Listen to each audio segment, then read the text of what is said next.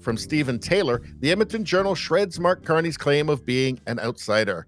Let's see. Me, I'm an outsider. Mark Carney. Yes, the technocrat globalist banker who's been advising Trudeau for the last 5 years. Let's see. Trudeau advisor, banking plutocrats, net zero activist, World Economic Forum. This is the Russian nesting doll. Sure. Again, if you want to believe he's an outsider, I guess you can. This is the kind of stuff he's been releasing up until today, till he had his. I mean, it's his incredibly boring speech. By the way, let's see. Kevin, hi, it's Mark Carney calling with Mark Miller. Hi, Kevin.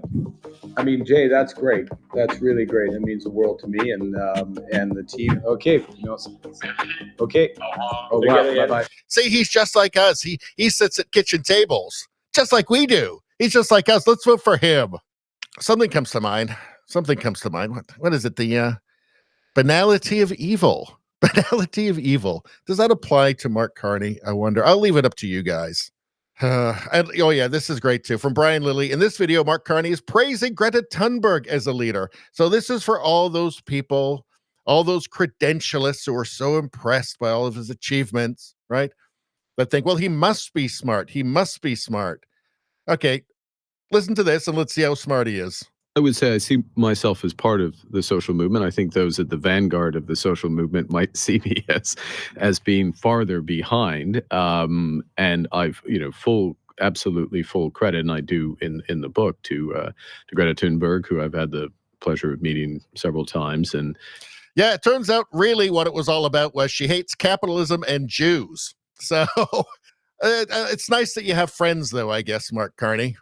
Let's see. What else do we have here from what else do I have here? As he pushes for global carbon tax, Trudeau admits it was an uphill battle in Canada. This is from November 2nd, 2021. And who was there? Let's see. Who else is in this? Who else was there?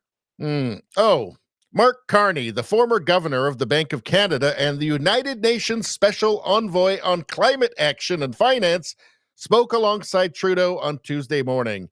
He also emphasized the importance of Canada raising its carbon price. You're going to get taxed for carbon one way or another, and it's going to go up, and it's going to be more under Mark Carney. He might try and hide it, but you're going to pay. Because ultimately, who else is going to pay at the end? Who's going to pay for the end product in the end? It's going to be you. The carbon price today is interesting, but the carbon price towards the end of the decade is what's relevant, and it's going to be ridiculously high. Growth of real per capita GDP. Where's Canada? At the bottom. This is the G7. There's Canada at the bottom. 4.9. So, yeah, not good. Not good. Here we are, right at the bottom. Right at the bottom. And I don't understand why. I mean, we've been doing the net zero stuff that Mark Carney told Justin Trudeau to do. I don't know why this would happen. That's weird, right? That doesn't make any sense. Or maybe it makes perfect damn sense. That Mark Carney, chair of Brookfield Asset Management, Mark Carney, who has lobbied against investment in the energy sector in Canada, who also, as chair of Brookfield Asset Management, invested in pipelines in Brazil and the UAE. If you want to trust this man, if you want to trust this hello fellow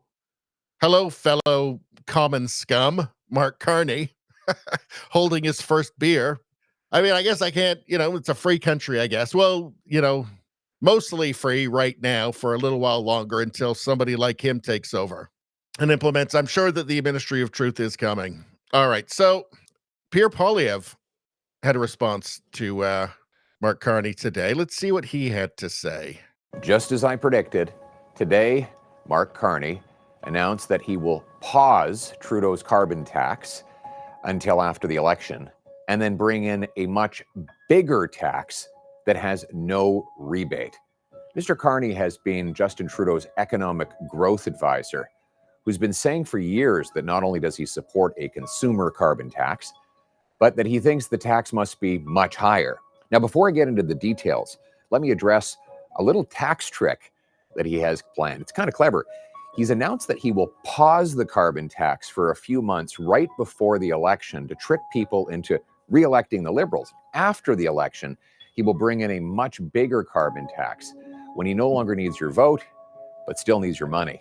He has said that this bigger carbon tax will only apply to businesses. Well, that's how it is now. When you fill up your tank today, there's no CRA tax collector standing there waiting to collect it from you. It applies on the wholesale industry, which passes it on to the retail vendor, who pass it on to you. Now, that is what he will do again, only this time it will be a much bigger tax, and he has admitted there will be no rebate to pay you back the cost. He has called it a shadow carbon tax. Listen in. We need to use effectively a shadow carbon price. You know who will love this idea? President Donald Trump. Mr. Carney's new and bigger tax on Canadian lumber mills, steel mills, factories, and aluminum plants will force them to leave for the United States. Here we have the threat of U.S. sanctions on our industry. And Mark Carney thinks now is the time to hit our businesses with higher taxes.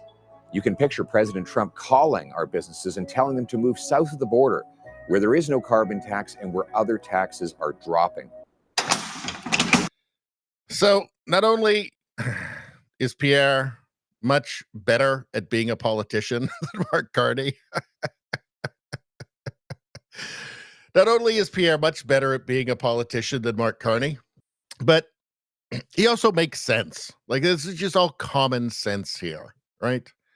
It's just common sense. This is something that anybody can understand. It's actually not even that complicated, really, right? Anyway, that's all I'm going to say about that. Please like, share, and subscribe. Subscribing really helps me out. I thank you for that. I will see you next time.